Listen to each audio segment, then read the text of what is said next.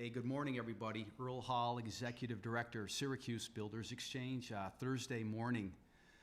10 minutes late, my apologies. Our IT consultant, Tom Chick, removed his hat, is sweating profusely, so Tom, thank you for working to get this thing going. With me today, again, as we do from time to time as events unfold, Attorney Ed Sheats of Sheats and Bailey. Another item for later today to keep in the back of your mind as we get through this webinar is one group has worked with us to post a recorded webinar, and that is up on our website beginning this morning, and you can view that at your leisure. That webinar is specific to site safetiness in terms of the COVID-19 matter. Also later today at 3 o'clock, we will have a live webinar with OSHA. That one was rescheduled from yesterday, and we have those kinks worked out. The reason for this morning's webinar is late last evening, Governor Cuomo's office issued guidance for the reopening of construction. Ed and I will review the mandatory and best practices that will cover both of those items as we go through this later this morning. In addition to the governor's office, the New York State Department of Health issued interim guidance and a reopening safety plan. Contained within the safety plan is a business affirmation form solely for those businesses identified in phase 1 of the reopening.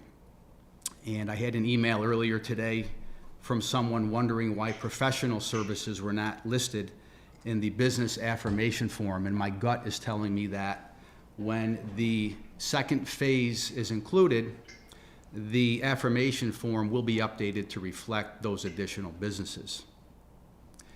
If there's one takeaway to take away from today, is this: with any guidance issued from New York State or from the health department, much of it is intended to be best practices unless there's particular words that are used. So please understand this.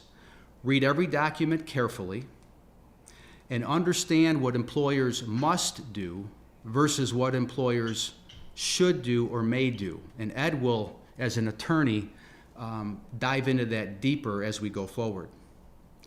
Remember, all of this guidance is applicable to all construction and those regions of New York that are now eligible to reopen effective tomorrow.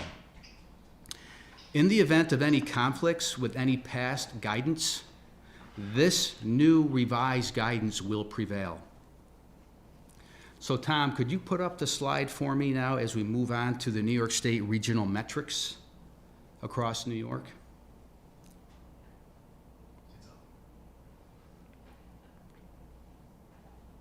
The majority of our 950 member firms are located within what I call Central New York's 16-county region.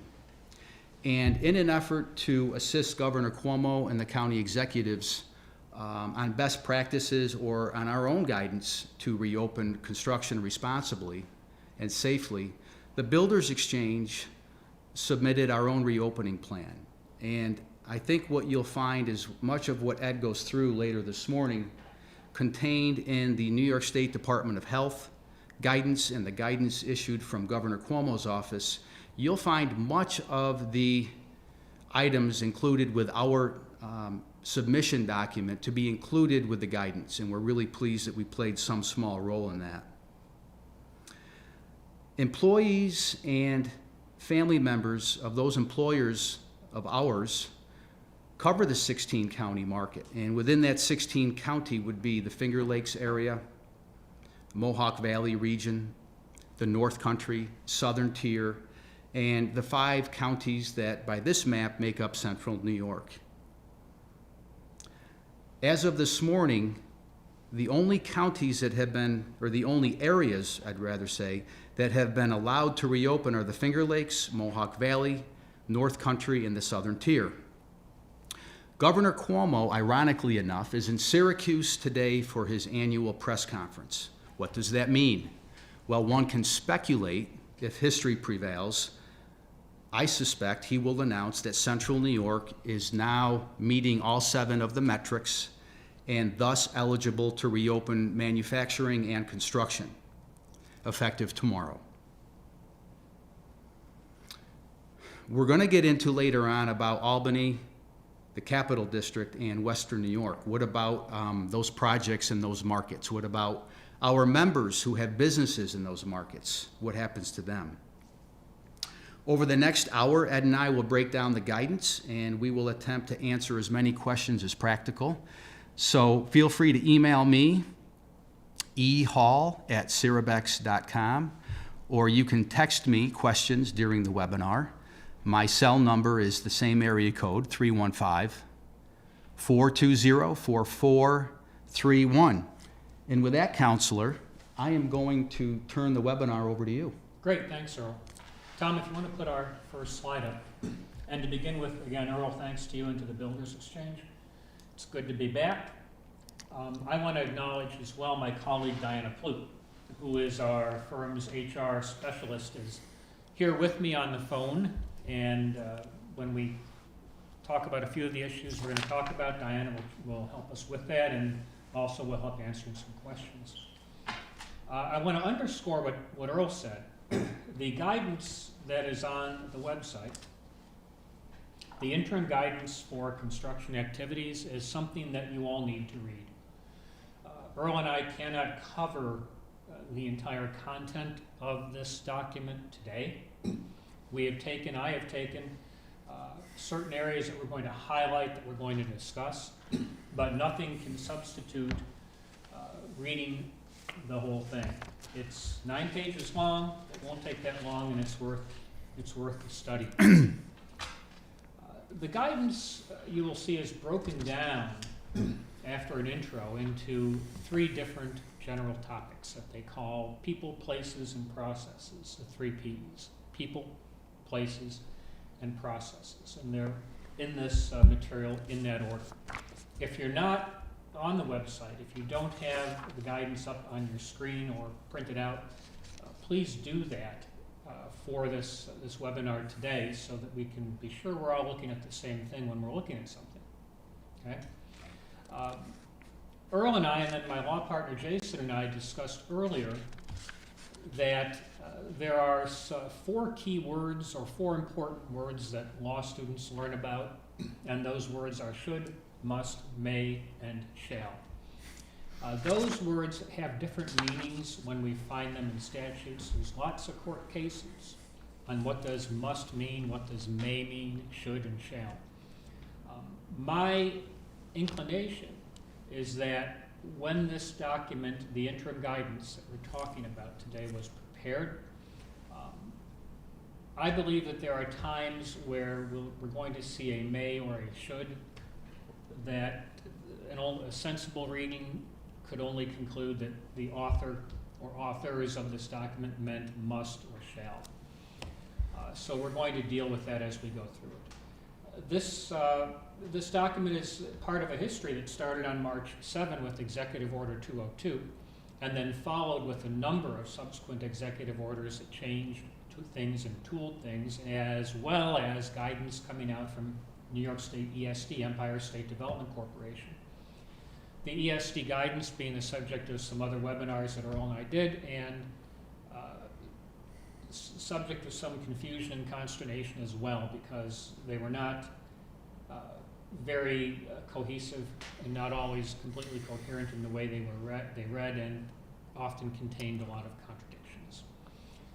The interim guidance that we received last night is much better. It's a very cohesive document. It's coherent.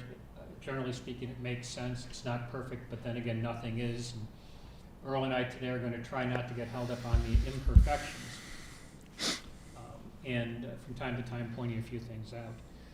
One thing I want to mention before I get into the weeds here, as Earl calls it, is you've heard me preach in these webinars before and in my seminars and other training that I do about the importance of knowing from your contract the notice clauses with regard to needed extensions of time and extra money. I'm not going to beat that to death.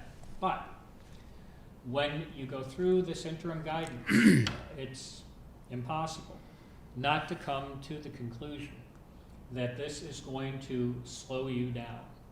It's going to impact your workforce to some extent.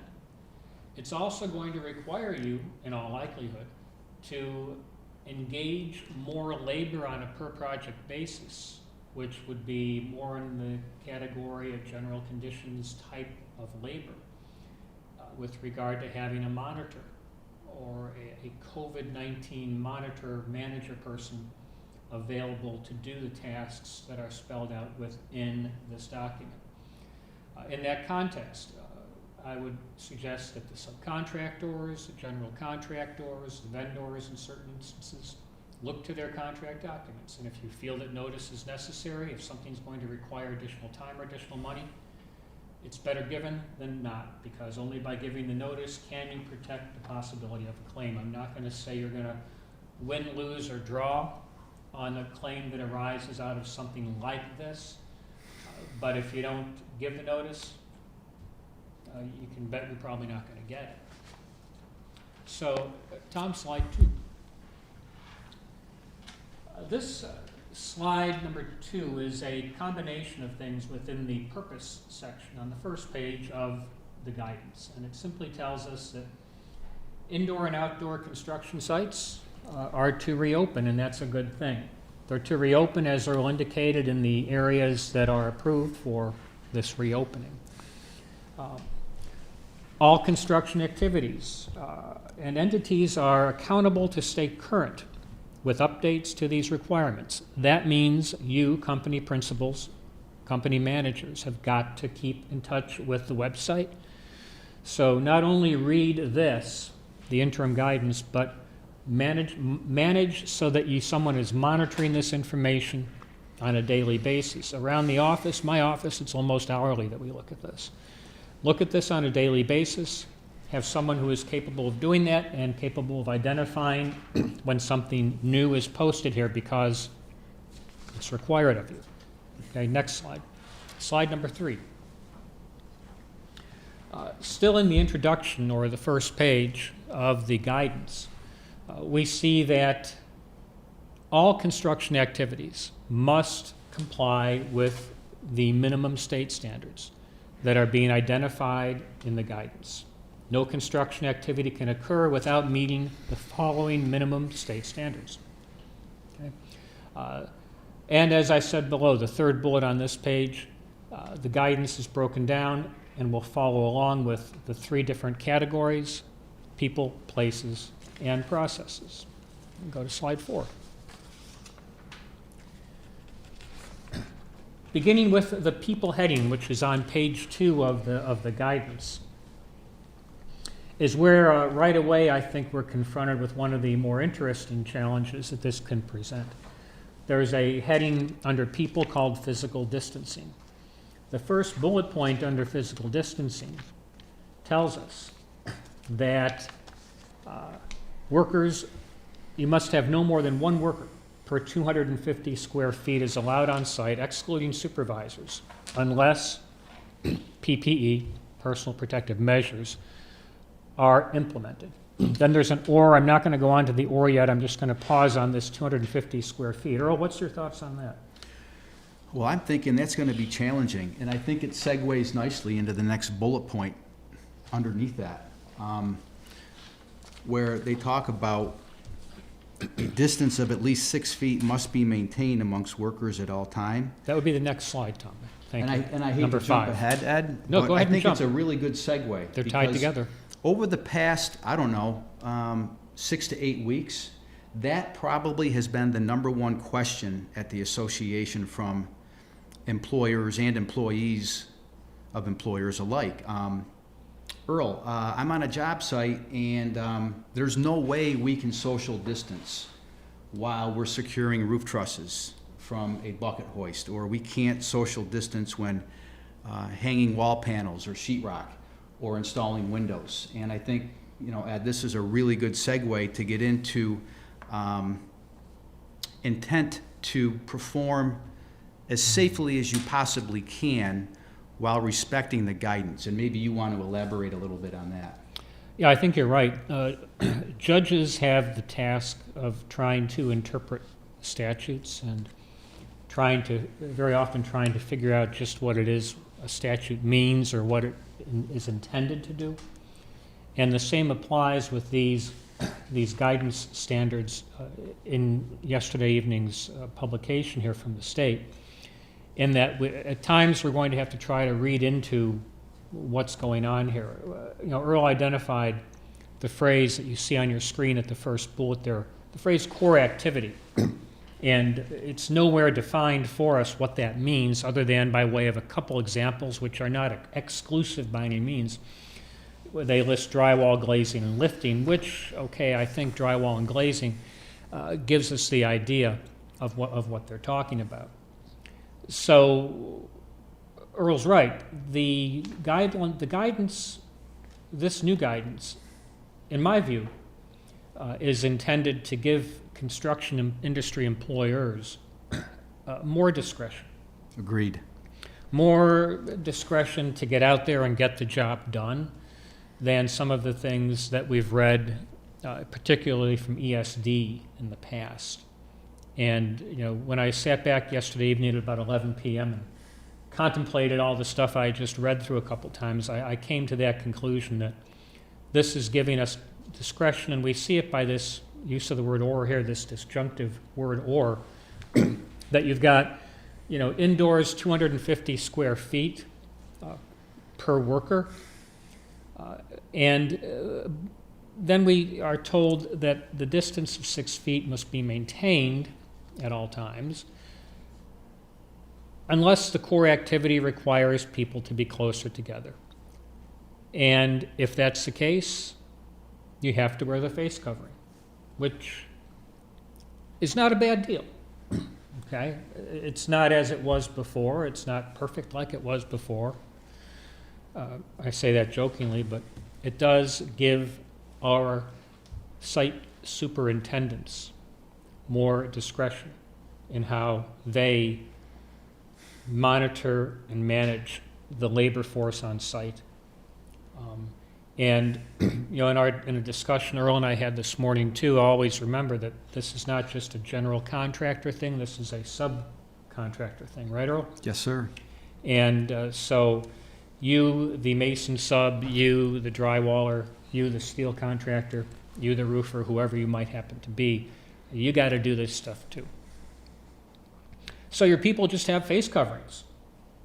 Take boxes out, put them in the job trailer, put them in the back of the pickup truck, and they're open and they're free because you cannot charge for them for your people to use. Just still staying on that slide number 5, you'll see I selected from the guidance just a few points with regard to the face coverings. I'm not going to read them. You can do that. And there's nothing particularly new there with regard to what types of face coverings people can use. I have seen out there roaming around some clever political statements made on face coverings, and I'll leave it at that. Tom, if you move now to slide number 6. Slide number 6, still within this category of people, has an overlap with places. You got people, places, and processes again. And there's an awful lot of this where things you're going to see are swimming in the same pool throughout the guidance. Under people, we see here a reference with regard to workstations and employee seating areas. And this ties in with the one immediately beneath it, the second bullet point with regard to when distancing is not feasible. So that was language I was glad to see coming throughout the guidance is, your project superintendents, who are the people that are making this happen on a day-to-day basis, have this discretion. We're talking about workstations and we're talking about employee seating areas, which doesn't always happen on site. I know, I get it. But can be modified and restricted. It's asking the employers to do that, to arrange people, to arrange the workforce. so that to the best extent possible, you've got 6 feet apart, everybody's going to have a mask, get out there and work, okay? That's what 1 and 2, in my opinion, come together to tell you. And turning to our next slide, Tom, this should be slide number 7. Okay. This is something that merits a look.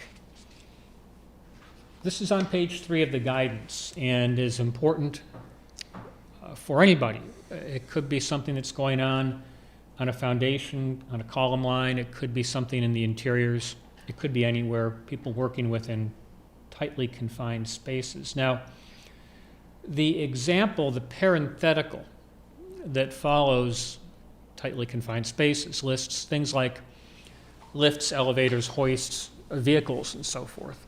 Okay, so that's fine.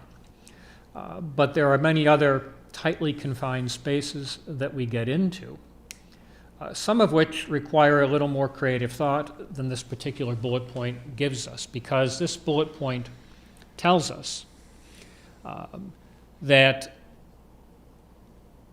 unless the people in the space, it must be one individual at a time, unless the workers in there are wearing face coverings. Okay, and then it says it should be prohibited, which is one of Earl's points. It doesn't say must, it doesn't say shall, it says should. Okay. However, even with face coverings in use, occupancy cannot exceed 50% of the maximum capacity of the space or vehicle. Well, not every confined space has a designated maximum capacity of people. Some do. I'm sure my friend Lisa Brownson, my OSHA guru, would have some comments on that. But there are times if you're in the elevator or the hoist, if you're on the job, you're going up to the 30th floor and you're on the lift, this is going to impact the efficiency of loading a workforce. This is a New York City thing. This is a tall building staging work type of thing that is unquestionably going to have an impact on labor loading to a project. Greg just sent us a question which I have seen a lot, and I'm going to turn to Diana to answer, but the question is, what about a vehicle for tightly confined space? I know Diana has fielded that from a bunch of clients. Diana, do you want to respond to that, please? Well, there is some guidance. You can carpool, but within these limits. So if the car has a maximum capacity of 4, you can have 2 people in it, and you have to be wearing face masks if you're in there together, if you can't be 6 feet apart. So it all depends on the size of the vehicle. Yeah, most of us have a four pack or a 4-pack pickup truck. You got a front seat, and then either a smaller or a full size back seat. So, I mean, I would look at that. I would count the number of seatbelt spaces, Yes. and if if you got enough seatbelts there for 5 or 6 people, then that's the number you're working off of when you determine your 50%.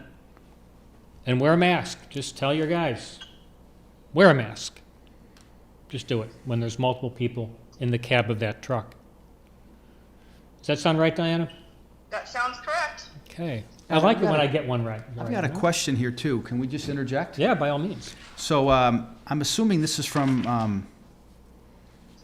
well, I can't assume anything. Let me just read it. Can you clarify if a general contractor will be responsible to supply face masks to subcontractors, or are they required to show up at the job with their own supply for their employees? And my reading of the legislation, or executive order rather, is that every employer must supply their own employees with a face mask. Is that correct, Ed? I would agree. This isn't something where a mason can show up and is expecting the GC to be handing out face masks. The mason employer has to provide their workforce with the masks. Like I said a few minutes ago, it's not just about GCs. This is about every construction industry employer. a small subcontractor or a huge GC, a Skanska, the big ones, or the people like we work with mostly here in central New York, small first or second generation family-run companies, you got to do it. You got to do it. All right, continuing on. Slide number 8. Now, slide number 8 deals with an issue that I have encountered on school projects that I've been asked about. And I'm going to ask my IT guru here, Tom, real quickly. I don't see it coming up on the YouTube screen, but it's on the screen in front of me. Yeah. There's a 10-second delay? Okay, see, us rookies, we don't know about these 10-second delays. So, I had questions during the past couple of months about people passing in hallways and schools and things of that nature. And I even had one situation where it was being argued that a school job should be shut down completely because the hallways were too narrow for people to pass and still remain 6 feet apart. To which my observation was, well, can they wear a mask? And are they going to congregate? Measures should be put in place to reduce bidirectional, walking two ways, foot traffic. So now I was on the phone with one of our GCs this morning, great guy, and his question to me was, do we have to hire people? Well, you don't have to hire people, but you might have to hire people. Somebody's got to be doing this stuff. Somebody has got to be responsible for this. It would seem to me to make sense to have it be one of your safety people.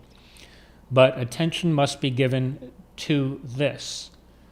You've got to make sure that the hallways are signed properly. If you can, I guess they're asking you to behave like Wegmans and have people go one way down the aisle and one way down the next aisle and one way back the other way through the aisles.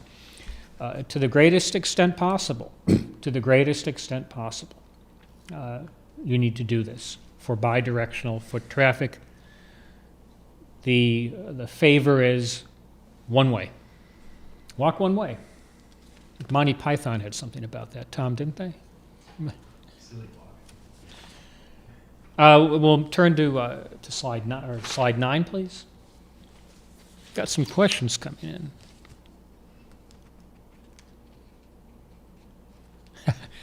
Scott Rommel has asked me, due to the 50% rule, how many masked employees can ride in a 3-passenger standard pickup cab? 1.5, Scott. I think clearly what the intent of this guidance would be, I'd ask Earl and Diana as well, would be if you've got a 3-passenger vehicle, you got one person in there, okay, not 2. So you want to come in under that 50% when it's an odd number? Diana, what do you think? No, I would agree. If it's a 3-passenger, you have one person in there. If it's a 5-passenger, you have 2 max. Scott, you could always strap one of your guys on the roof. That's not a legal opinion. Yes, Earl? I think what we may find is that employees may carpool on their own without using an employer's vehicle.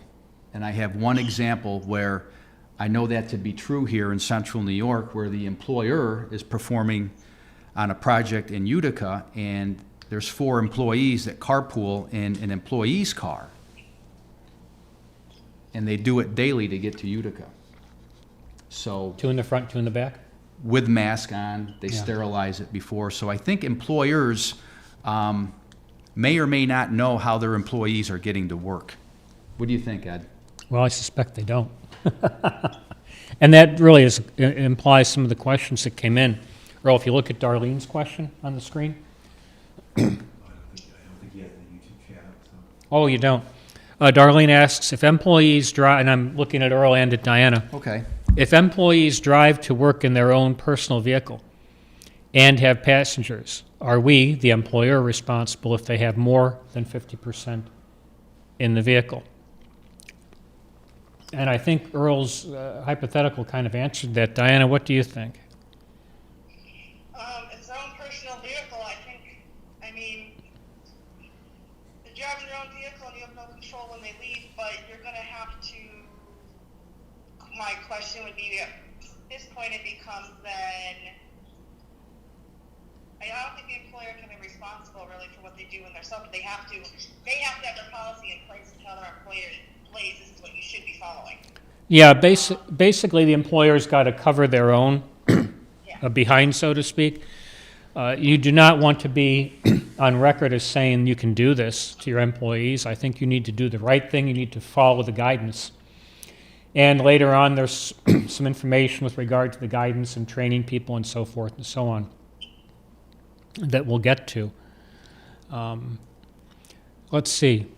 What is your, I'm reading Jeremy's question. What is your take on home office staff reporting to work in phase 1? Diana, what's your, we're going to get there. Why don't we wait on that? I think we're going to get to that issue. Okay. Yeah. Yeah, I think we're going to get to that. Just, Diana, don't let me forget it. But slide 19, or 9 is up, okay? Signs have to be posted throughout the project site, consistent with the Department of Health required COVID-19 signage, okay? So you've got to get to work on that. Next would be slide 10.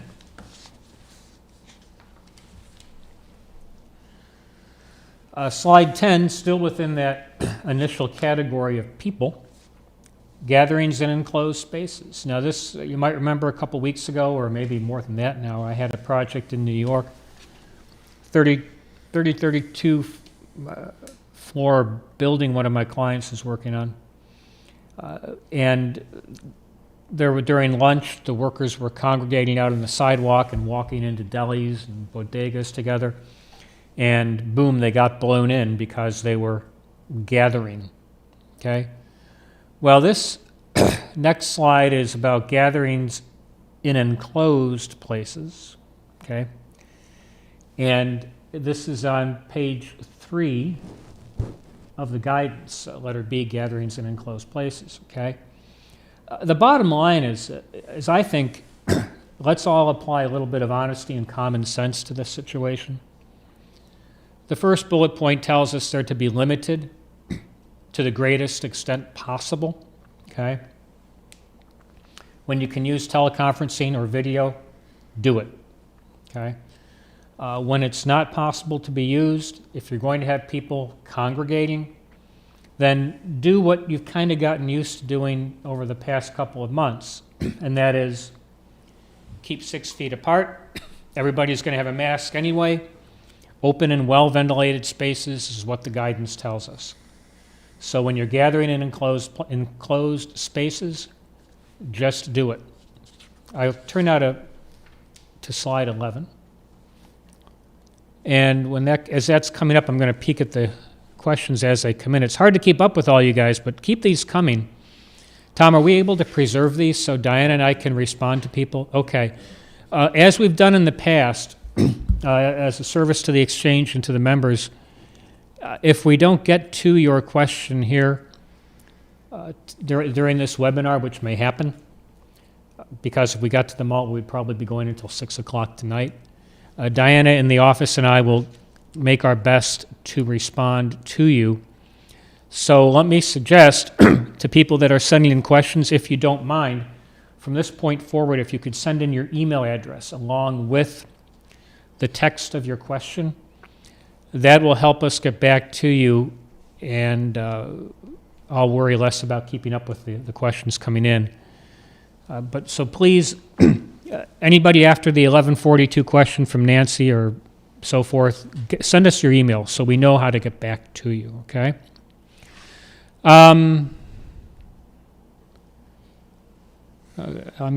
There's some that's kind of a debate going on here, which I'm going to skip by. Holly asks, what if the employer reimburses the employee for mileage reimbursement? Do they then fall under the employer requirements, aka employee vehicle? And I don't think a mileage reimbursement would make that connection. I don't know, Diana. Earl, what are your thoughts on that? You see Holly's question? I see it, and I'm not sure, because You know, up until the point the employee shows up at the job site, what's the responsibility of the employer other than the mileage? Do they have any other responsibility? I'm sort of looking at it from another component too, Ed, enforcement, okay? Who is going to enforce in the event car pulls into a job site and out comes 4 people with masks on? Ed and I talked about this earlier last evening.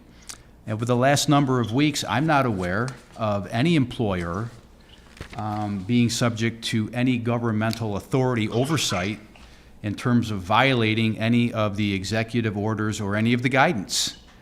So I don't know what type of authority exists to enforce all of these guidelines. Many people unfortunately believe it's OSHA. And I would argue, as would the OSHA employees, I suspect, OSHA has absolutely zero oversight of any of this guidance or any executive orders on job sites, and we hope to learn a little bit more about that this afternoon. Certainly where OSHA is referenced within these guidelines, there's oversight there, but to the extent that someone contacts OSHA because 4 guys piled out of a car without any face masks on, OSHA's gonna say, no thank you, that's not our jurisdiction. However, Attorney's General Office of New York State, yes. New York State Department of Labor, most likely, but not OSHA. So, I don't know. I would defer to counsel on this one, if you really want to dive into the weeds. Yeah, this one is weedy. Yeah. What do you think, Diana? I think just because they're reimbursing you mileage does not turn it into an employee car, because you're getting mileage because you're driving your own personal vehicle. If I was driving an employee car, I wouldn't be getting mileage. You mean an employer car? Yeah, an employer car. So you're getting the mileage because the employee is driving their personal vehicle now, and I don't think that turns it into an employer vehicle. Wow. Yeah, I think that's a sensible analysis. Tom, could you flip back quickly to slide number 7 for me? Which one? In-person gatherings? Tightly confined spaces.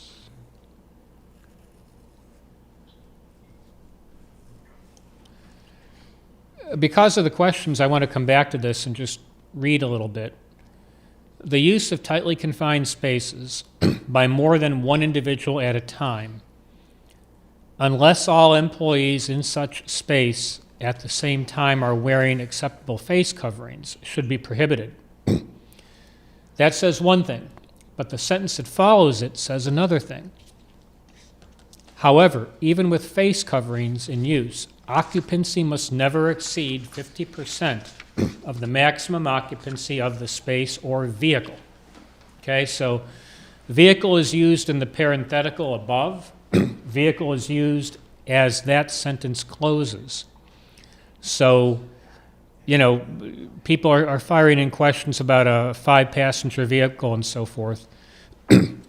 One question from Nancy is, okay, you got a 5-passenger vehicle, can 3 people ride in it wearing masks? As I read this guidance, the answer to that is no, because that second sentence says, however, even with face coverings in use, occupancy must, and this is a must, never exceed 50% of the maximum capacity of the space or vehicle. So, Nancy, I think that answers that question. Unfortunately, probably not the answer we would like, but that's what it says. Okay, Tom, can you find slide number 12, workplace activity? And again, a reminder to those of you listening, if you're going to be sending a question in on the chat, please give us your email address so we can respond to you, because we're not going to be able to keep up with all the questions today. Still under the heading of people in the guidance is workplace activity. And as I went through these, I didn't really see much, Earl, that was too inconsistent with the new way of living, so to speak, that we've been forced to comply with the past couple of months to some extent. You know, you read about reducing interpersonal contact and congregation. Well, okay, fine.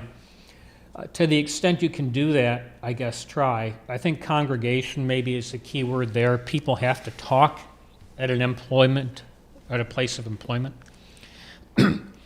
If you can limit in-person presence, and this ties in, I think, to the gentleman who asked a question about the home office staff. And I'm going to turn it to Diana here in a minute, but limiting in-person presence only to those staff who are necessary to be on site. Now, site is site, I know. It doesn't say home office. But as I read the workplace activity guidance here, I believe that we need to think of this guidance in the context of the home offices as well. And if you're on a job site anyway, I mean, whoever let unnecessary people on the job site in the first place? Okay, we don't do that. There's a gate, there's a trailer, you got to go through it, there's a person there, and you're not going to get on site if you're not supposed to be there. Adjusting workplace hours, reducing workforce to accommodate social distancing. Now, okay, if you have to do that, I guess you have to do that. This is another one of those things that is going to impact your labor staging and your ability to complete on time. Notice of claim, extension of time. Shifting design was an interesting phrase, but what I think they mean there is just simply stagger the arrivals and departures so people don't come flooding into the job site all at the same time if you can. Maybe stagger the subcontractor arrivals to be some number of minutes apart, and that's going to be a discretionary number of minutes based upon the manpower loading of those subs at any given time. If it's interiors time and the drywallers are showing up and they flood in with 30 people, maybe you're going to want to ask your drywalling subcontractor to have them come in by crews or by areas or floors or zones, that type of thing. So you don't get 30 people flushing through the gate at one time. They can spread them out. So if I'm a subcontractor, that's what I'm thinking of doing. If I'm a GC, that's what I'm thinking of doing. Prioritize tasks, and there we go, avoid multiple crews, working in one area by staggering if it's possible to do. Earl, I was wondering what your practical comments would be on that, being someone who's directly in the industry every day, every minute. What are your thoughts about the workplace activity issues? Well, what's striking to me for C and D here is that on page number 4, although the screen is a little bit different, if you look at the guidance, they keep using the word should. Now, under movement and commerce, the second bullet, designated areas for pickups and delivery must be established. And that would be the next slide, Tom, if you want. Oh, I'm sorry. So I keep jumping ahead. No, that's good. I'm jumping with you. It's again going back to the spirit of the guidance. If people keep in mind what the spirit of the guidance is and apply your best efforts to comply and to use common sense, I think everybody understands the spirit of workplace activity and movement of commerce. Right. Non-essential visitors should be prohibited. As I said before, we've always prohibited non-essential visitors on any site I've been involved in. Okay, fine, we're doing that. Designate areas for pickups and deliveries, that's done anyway. That's nothing new, okay? Some of these things just aren't new. I'll take a quick look at the questions here. They've slowed down a bit. Maybe people are shy to give us their email addresses, I don't know, but we'll keep going forward here. Slide number 14. Now, when I started out, I mentioned that the guidance is divided between the 3 Ps, people, which we just finished, and places, which is up on the screen right now. And once again, it's got more, people are swimming in the same pond here, because as you look at these things, they're common across to each other. Places begins on page 4 of the guidance, and the first one there, protective equipment, is actually letter A. Then the bullets that follow on the slide are actually like sub-paragraphs, if you will, under protective equipment. We Earl and I were at this until about 11 o'clock last night, and Patty in my office was doing these PowerPoint slides at 6 o'clock this morning, so we're going to have an occasional thing where something might get shifted around.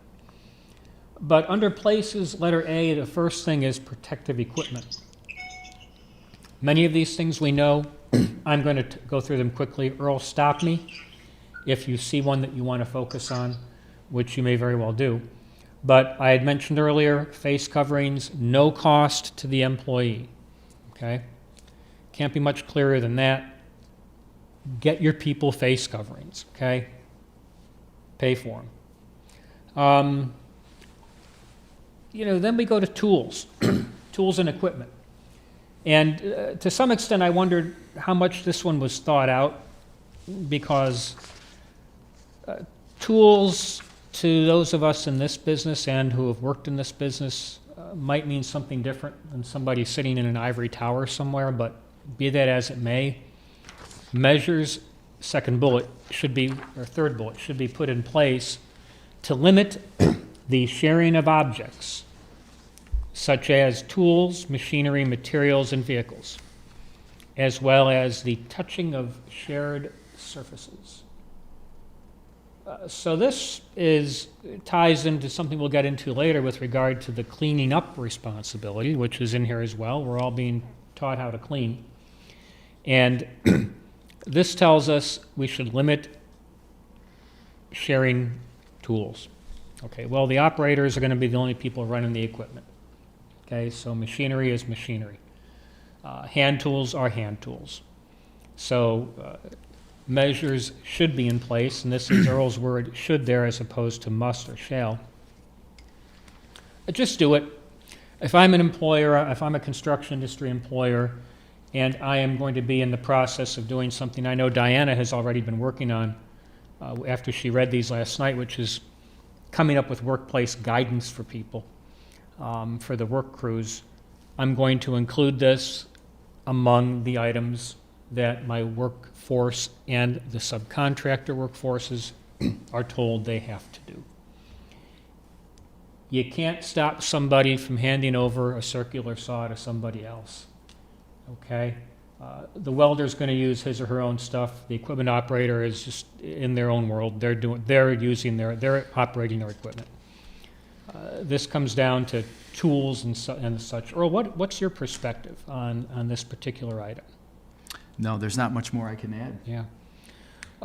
Next bullet, workers have to be trained. I chuckled when I read this because apparently we have to train people how to put their masks on. And if your workforce has to be trained on how to put their mask on, well, I'm not going to comment anymore, but you have to do it. So whether we like it or not, there it is. Something for your superintendent. Look, fill the square as opposed to not. If somebody's going to kick up a stink, which is the world I live in, if some disgruntled person is going to go out there and file a complaint just because they're disgruntled, or you let them go, or you did whatever you did, don't give them things to complain about. Cover your own. Require your superintendents to do this. New people come to site. You sit them down for 2 minutes and you say, this is how you put it on, this is how you take it off, and that over there is where you throw the thing. Okay? Good. Next slide.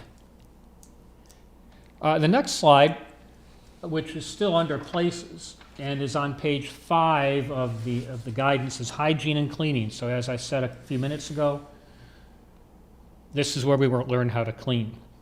Okay? Reference is made to the Federal Centers for Disease Control, CDC, Centers for Disease Control, and the Department of Health guidelines. They're referenced in this guidance, so I suggest you become familiar with them. You will see that you are required to keep cleaning logs. Okay, employers, you have to do that. And you have to have somebody who's responsible for filling it out. And they're telling you what to put in there, so you might as well put it in. Date, time, and scope of cleaning. Cleaned job site trailer. Earl? Question. Each employer is responsible for their own cleaning log, correct? That is true, each employer. Yep, so on a job site, you have a general contractor historically and subcontractors. Is it permissible, or is there any guidance in here that suggests that each GC is required to collect the subcontractors' daily screening reports and questions? So maybe we've jumped ahead. This is a cleaning log. Right.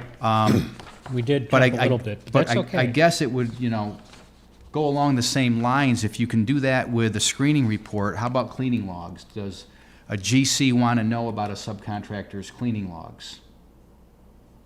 And I didn't see anything in the guidance specific to that. Well, I'll tell you, I agree with you. There's nothing in here specific to that. If I'm a GC, I've got enough paperwork going on. Sure. Okay. I've got enough things to worry about. My project manager or project superintendent has got enough to worry about with regard to my employees. Depends on, if you're a CM, if you're a CM broker basically with the work all subbed out, or if you're a working GC with trades in-house, carpenters, laborers, what have you. But either way, if I'm a GC, I don't want any more paperwork. Thank you. And that's my response to that. And as we move on, we've talked about the cleaning logs. You got to do it. Just do it. Turn on to the next slide, which would be slide number 16. I had questions about this about a month ago or so, and now, yes, you have to do it. The question I was asked a few weeks ago was, should we do this? And my answer was yes. For what it costs, set up the stations, keep them stocked, and just put them out there, was my suggestion to a client or somebody that asked me that about a month ago. Well, now you got to have them. So have them. They're listed here on page 5 under hygiene and cleaning. We'll move on to number 17, Tom. I almost fooled Tom on that one. That was a stealth transition, right? But hygiene and cleaning, page 5 and 6 of the guidance, we're being taught how to clean. You have to do regular cleaning and disinfection of the work site. Okay, more frequent cleaning and disinfection for high-risk areas. Those things aren't really defined. I just want to look at these other, 2 bullet points and then talk about these all at once. You got to do it after every shift. Apologize for the typo at bullet number 2. And we're back now to equipment and tools that have to be regularly, I don't know what regularly means, but regularly disinfected with a proper disinfectant. So, look, if you follow the letter of the law, and you've got your electricians out there, and, every electrician is going to be very carefully married to his or her own tools and the tool belt. The literal application of this means he or she's got to clean them. My suggestion, and there's probably some MEP people out there that are rolling their eyes right now about that, but my recommendation to the MEP trades and to others as well, carpentry, is the prudent construction employer is going to post and train on this requirement and inform his or her trade workers that they are expected to do this. That is what I would suggest to any construction employer. And everybody's it's gonna get an awful lot of grumbling and shrugging and huffing, but it's what it says, so do it. Daily cleaning and disinfection. I've been in a lot of job trailers, and as I said to somebody here this morning, you have a hard enough time getting people to hit the garbage can in a job trailer, let alone cleaning and disinfecting. But it is an area that is, first bullet, more frequently frequented.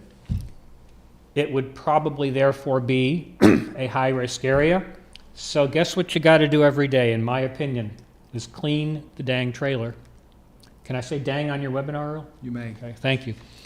And disinfect areas of common touch, okay? Which means, to me, countertops, handles on things, refrigerator, coffee pot, water cooler, fax machine, if you still have those. The door knobs and handles coming in and out, cupboards, storage areas, all that kind of stuff. Somebody's got to do it.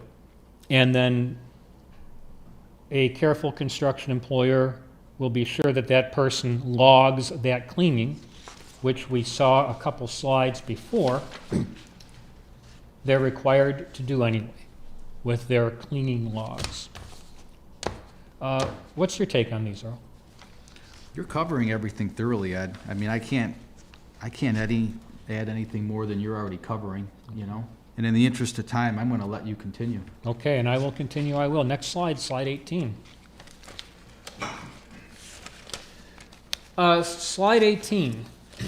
There are special rules in here that you will encounter which answer the question I've been asked by a number of our clients over the past month and a half or so, and that is, what happens when a guy shows up and he's got the bug? He's got COVID-19.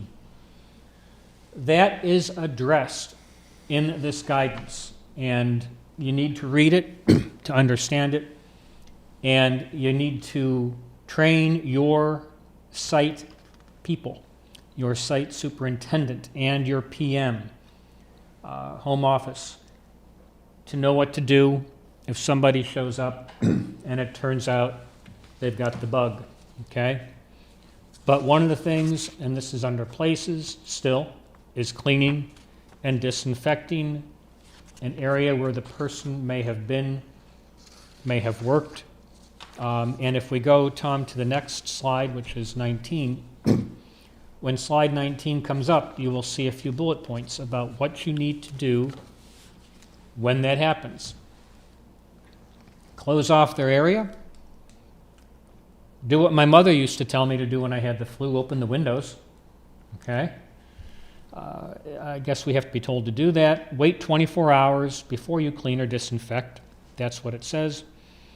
Your operations don't have to be closed. Second bullet.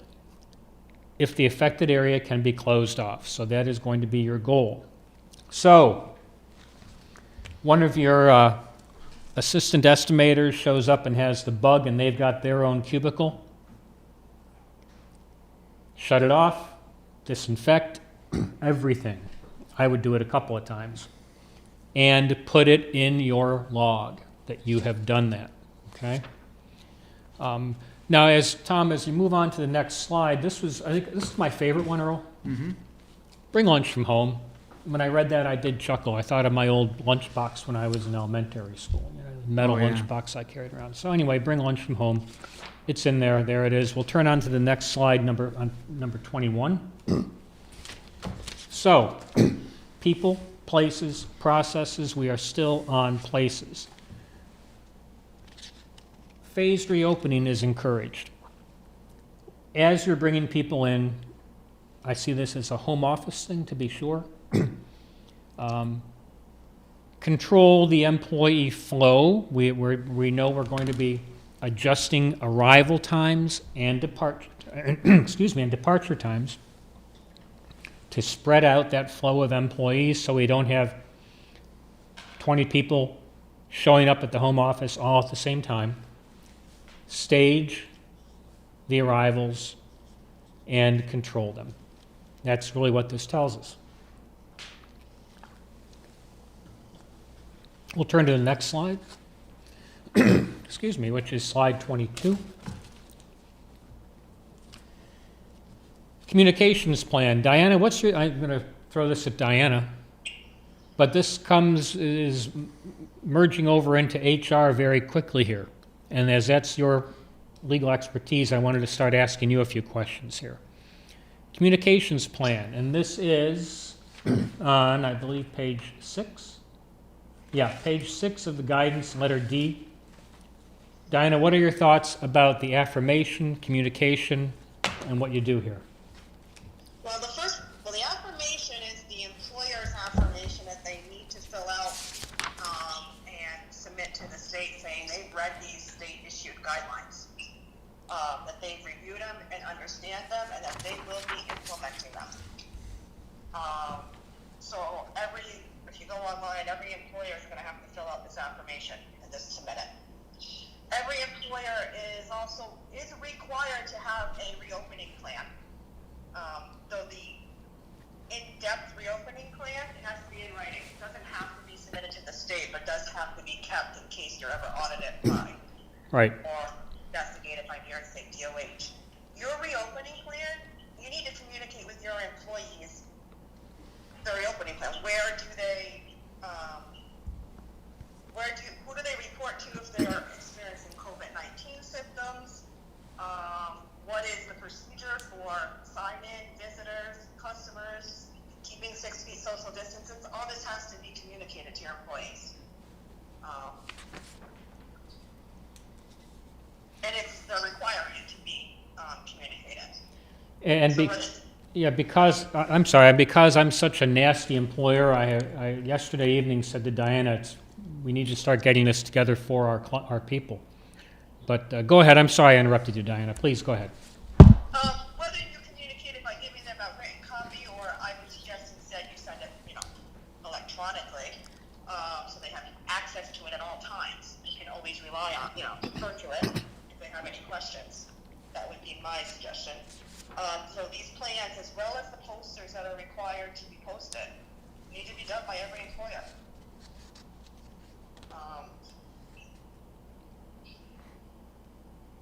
To be in compliance. Holly just sent a question here that I want to respond to. Hey, hi Holly, how you doing? Do we need a reopening plan if we never shut down? Yes. Yes, you yes, you most certainly do. These rules and guidelines just issued by the state last night, they apply to non-essential businesses that are reopening and to essential businesses that have been open the entire time. Yep, and the guidance makes that point very clear. Earl is nodding as well. So the short answer, Holly, is yep. This is everybody, people. If you read the guidance, you'll see that at the very beginning that this applies to all non-essential and essential activities. You got to do this. Okay. Tom, why don't you pull up the next slide, which is slide number 23 and is called processes, because, and Diana, this is now segueing from people and places to the third P of the triple P here, which is processes.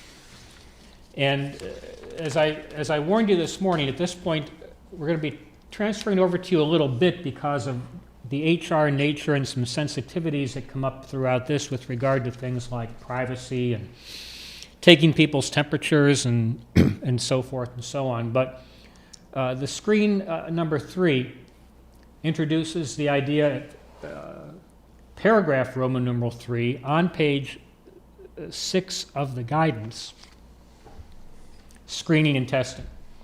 And on the screen up there, on your screen, you'll see a first bullet is screening and testing. That is actually the introductory line on the paragraph. The bullet points that follow are underneath that in the guidance. And Earl, what are your thoughts at this point? Well, I just wanted to clarify, because I'm getting text messages from members, Well, good for you. and they want to, many of them are confused, thinking that some of this is more the responsibility of the general contractor on the job site. So, getting to the second bullet point here, this is a good segue. Mandatory daily health screening practices must be implemented. It's important to remember, everyone, this is for any employer and all employers. So on a job site, you may have a series of 7 or 8 employers as subcontractors, and you have a general contractor as an employer. Every single employer on that project is responsible for these guidelines. Ed? The general contractor, if he or she is more of a broker GC which subs out most of the trades, that contractor might have a project superintendent, maybe an assistant, maybe a couple laborers on site. Those are the employees that that type of general contractor is responsible for. If it's what I've always referred to as, you know, the general contractor of when I was a kid, that more traditional GC that has carpenters, laborers, finishers, drywallers and such that are employees of that GC, then those people are all the employees that that employer is responsible for. The mason sub is responsible to do all of this for their employees, home office and site. Okay, so it's easy to get lost in the process of history where we look to the GC to do all these things. This guidance is directed to all construction industry employers. So the roofer, as a subcontractor, Ed and Earl's Roofing is responsible to do this stuff in these guidelines for our employees. So if we've got a crew of 8 guys out there, they're our responsibility. Ed and Earl's Roofing is responsible to do these things for our employees. Earl? Is a reopening plan, Ed, synonymous with the safety plan? And the reason I ask is we're getting lots of questions about a sample reopening plan. And so, for example, the Builders Exchange disseminated, I don't know when it was, it might have been earlier this week, a sample 13-page safety plan for contractors to utilize. It was a Word document where you could use that as a template for your company and massage it as necessary. Any comments on a safety plan, i.e. reopening plan? My gut is they're going to be a different thing from what SBE published earlier this week. This is a second step here. This is something additional to a typical safety plan. So if you've taken a safety plan, which tends to be an OSHA-type document, it will not necessarily cover the things required by this guidance. Correct? And now, Diana, what we have up now is processes. And Diana, do you have the YouTube channel up? Are you watching this as well? I have the YouTube channel. I have your Okay. PowerPoint up.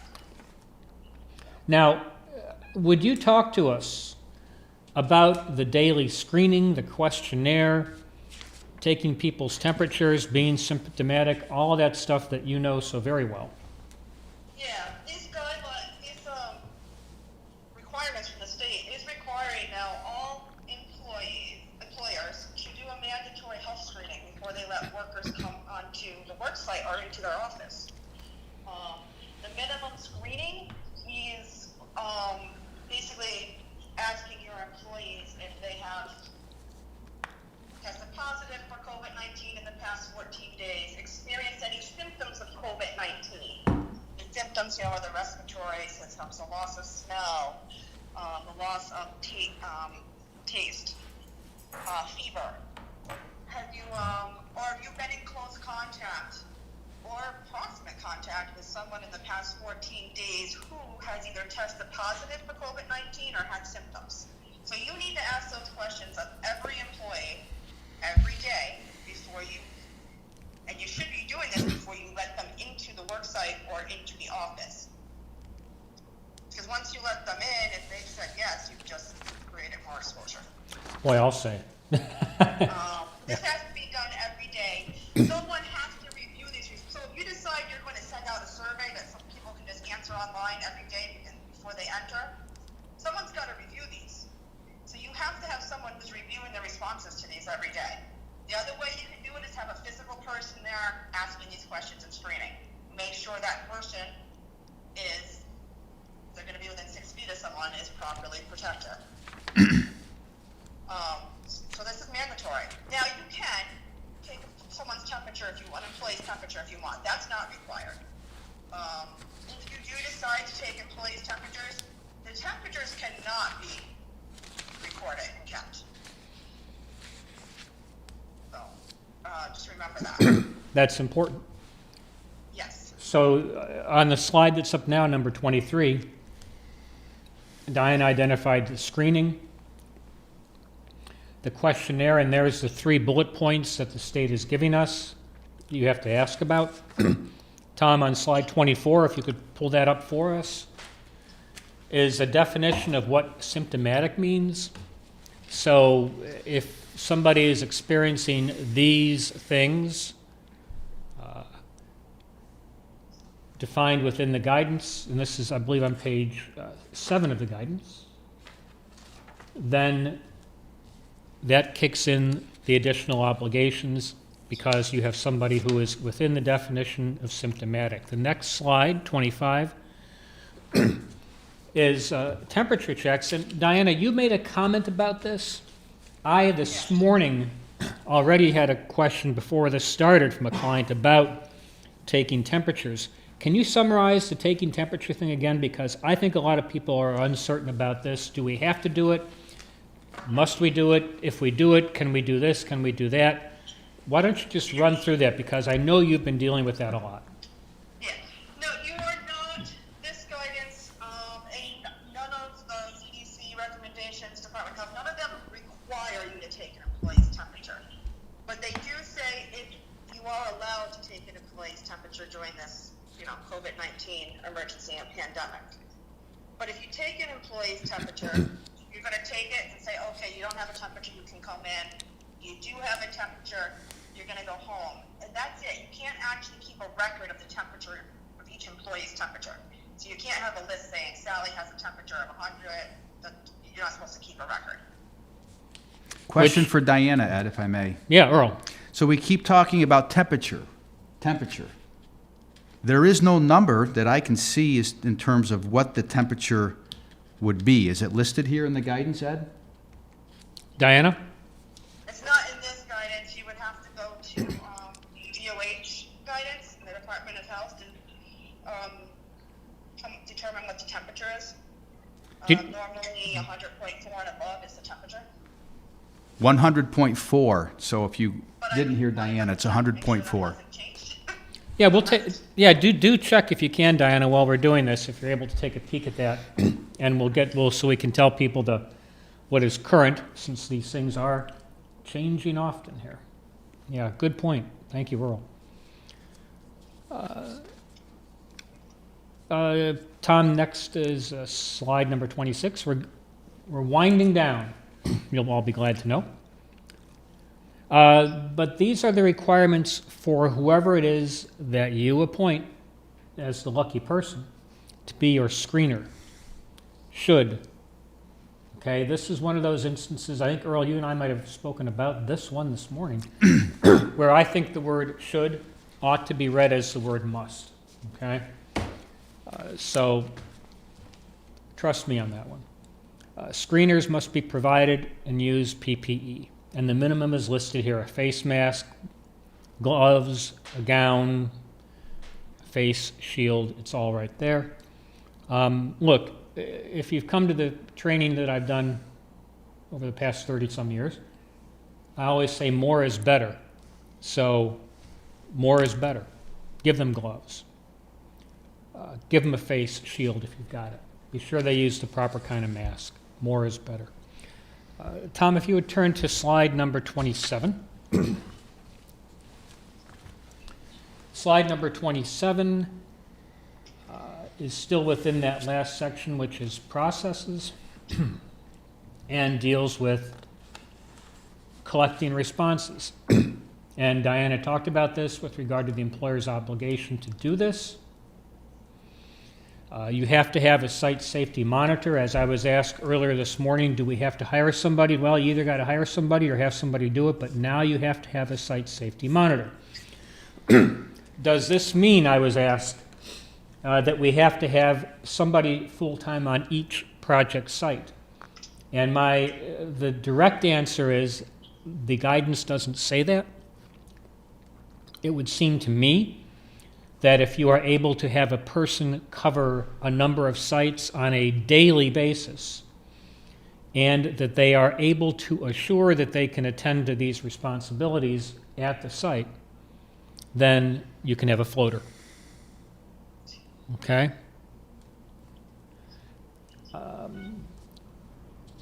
Here's the requirement, the third bullet point, a log of all the people, including workers and visitors. So you've got to have all these documents going on. Tom, slide 28, 28. The guidance tells us under tracing and tracking what you have to do if people have symptoms. So this is something that wasn't answered by previous guidance, and really I think the state has done a lot with this guidance to help us as construction employers reduce the confusion that many, many people had. What do I do if somebody shows up and they're sick? Okay? And that's spelled out for us here in the guidance, page 8, letter B, under tracing and tracking. The last slide is 29, Tom. And note we have people that are listening that just heaved a sigh of relief because they heard me say the last slide. But the last slide is within B, tracing and tracking. Notify the Department of Health, etc. It's spelled out there in those bullets. Diana, is there anything you would feel you want to add with regard to these tracing and tracking and documenting things? No, this is, just remember, it's kind of strange. So you're going to keep track of try to trace and keep track of every employee's contact, who they've been in contact with for the past 48 hours. When an employee, however, has, and I'm just going to deviate a little, if an employee has been diagnosed with COVID-19, when you go to tell people, you want to inform anybody they've been in close contact with, but all you're going to do is say, you've been in close contact with a person who's tested positive. You can't release that person's name to other employees. Just remember, too, because that's not, just remember that. You can't release the name of your employee that's been found to have COVID-19 tested positive to coworkers. You do have to report a COVID-19 positive test to the DOH. Just little different rules there. And because we've been at it for an hour and a half, I'm going to start to wind down, but I'll ask if Darlene, Cindy, oh, there's Cindy, just did what I was going to ask you to do. Thank you. Send us your email address. Thank you, Cindy. Bob, the answer is yes. This is guidance for New York State projects. It stops at our borders. And Earl, that ends my slideshow for today. One last question for you, Ed. Okay. On a job site, what if a general contractor is doing all of the daily health screenings and temperature tests of all of the employees, of all of the subcontractors? Does that relieve those individual employers who are subcontractors of their duties to perform these tests on their employees, or to take their data from them and ask them about the screening? If the GC's doing it, does that relieve the subcontractor's responsibility of doing it for their employees? I think it's unlikely that the general contractor is going to want to monitor your employees. They don't have to do that because as an employer, it's your job, subcontractor, to do that. And if I'm a GC, I'm not going to want to do your job. So as I said earlier, the GC as an employer has these responsibilities to its employees. This is an employer-employee issue. Every subcontractor, every trade sub out there has this responsibility to its employees. It's your responsibility. It's not the GC's responsibility to take care of these responsibilities to your employees. Fair enough, Earl? Sure. In closing, one last thing that was not mentioned in the guidance that the Builders Exchange submitted to the governor's office, as well as our 16 regional county executives, we addressed liability provisions within future guidance, and I'm disappointed it's not listed in here, or maybe it would be elsewhere, but I suspect, Ed, that employers are going to be worried about potential liabilities they may be subject to in the unlikely event something may occur where arguably one would try to prove that one contained the COVID-19 virus on a construction site of an employer. And we tried to really mitigate that liability to contractors in our response to the governor's office. Yeah. Do you want to maybe talk a little bit about liability exposure? Well, I'm going to, and then I'm going to ask you to explain what the exchange has done as well with regard to its communications on that. But yeah, it's the old question that I get asked, that any lawyer gets asked all the time, is, can I be sued? Well, of course you can. And the short answer is, there's lawyers, so yeah, you can be sued. There's also people that want to make a fast buck, so yeah, you can be sued, and nobody can stop that. As employers in New York, we have workers' comp to cover our people. Is there a possibility out there of something more serious? I had mentioned, probably in one of our first webinars, that we have a robust Canadian practice, and we always interact with our Canadian clients, Canadian lawyers, in places like Montreal, Toronto, wherever we might be. And I've had discussions with several of them about, what about a wrongful death lawsuit? If somebody shows up to work and they infect somebody, and that somebody they infected infects somebody at home, and then there's a death. Nobody can guarantee that you're not going to get sued. However, when that happens, what is going to be looked to is, have you complied with your standard of care as an employer? Have you complied with the best practices that were known and available? Things of that general nature. Now, I'm not a personal injury lawyer. I don't ever want to be one. But it would seem to me that Earl's question understates your responsibility to read this, to read the guidance as an employer. Excuse me, I'm going to cough. I don't have COVID-19 to my knowledge. To read the guidance as an employer, to follow what we're being told we got to do things daily, to clean and disinfect, to keep a log, to log what's got to be logged. Take all the steps you are being told by the state to take, because that will help to establish that you're following the best practices available to you as an employer in New York State, a construction employer. I'm curious in your spin on that as well, Earl. Well, I'm biased towards member employers. Imagine that. So I understand what they're up against on a daily basis, even during the best of economic times, yet alone during a pandemic. And knowing that what they have been through, what their employees have been through the last 2 to 3 months, knowing that the confusion that existed, what's essential, what's not essential, can I work? How do I get my employees to come back to work when I have essential work, yet they don't want to come back to work because they're collecting unemployment that may be greater than what they were making on my job. How about that? So I understand what employers are up against, and it's the nature of New York State that we live in, where the threat of litigation is real on construction sites, irrespective of whether or not one's at fault. It's the comparative negligence standard that I like to fall back on. Where one is wrong, one should be penalized, and if it's equal, then so be it. Right. Unfortunately, New York State, at least with one of our labor laws, the scaffold law, is not like that.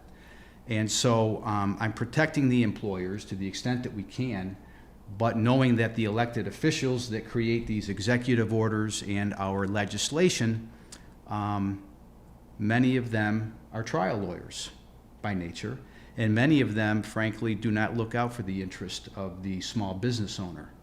So we were simply here at the association, like we have always done and always will do, is to try to protect, to the extent that we can, make the argument to limit employers' liabilities when the employers have done nothing wrong. To the extent they have, then so be it. So Right. I don't know what will come of this. I know that there's some consideration in Washington. I don't know what consideration, if any, is being done in Albany. But that's what the association will continue to support. When you become an employer, your life changes. There's a target on your back. It doesn't mean you don't become an employer. It just means you've got a lot of responsibility. I want to thank again Diana for working with us today, and for Tom Chick from Real World IT, who is our IT guru for these presentations and also for my firm. And I always appreciate Tom, who does these things very last minute for us, because since this all started, we get an email, we're on a website, and something just happened, and Earl and I have worked very hard to get stuff to you as soon as we possibly can, and that means we've called on Tom every time to work some miracles and some magic. So thanks, Tom. Earl? No, I just, again, would like to thank the members of the association. We've heard from many of you. I've had the pleasure of speaking with well over 250 firms over the past 2 months. I really enjoy doing that. Grateful for the membership and the confidence and trust that you have in us. And that was what was so frustrating yesterday with our live OSHA webinar is OSHA mandated that it was live, and so we were subject to the constraints therein, along with some other items. And so when we failed you, we felt terribly. So if you will allow us another opportunity today at 3 o'clock with Jeff Prebish, who is the regional advisor in the Syracuse market, which covers 24 counties. Jeff will be with us today for what we hope is a really eye-opening webinar. So that will be from 3 until 4 o'clock today. So Tom, thank you for getting this up and live. Again, email us with questions that we couldn't get to today, but know this, that to Ed's point, please review the guidance carefully. It is every employer's responsibility to comply with the guidance. You cannot pawn off your responsibility as the employer onto a general contractor or to a construction manager. And we're here for you if you need us, both the Builders Exchange and Sheats and Bailey. You can find us at theconstructionlaw.com. Tom, do you have the email addresses? If it's okay with Earl, we'll put up the email addresses. If you can reach out to us. As in the past, with every one of these webinars we've done, we do not bill people to answer a question. You're a member of the exchange, you got a question, run it by us. Okay, we're going to respond to you. You're not going to get a bill. If you do call me, it will have been a mistake by somebody tracking time. Stay tuned to the governor's announcement, and God willing, Central New York is included today, and business can resume tomorrow. Hopefully many of you will join us today at 3 o'clock. Thank you. Bye-bye. Thanks, Diana.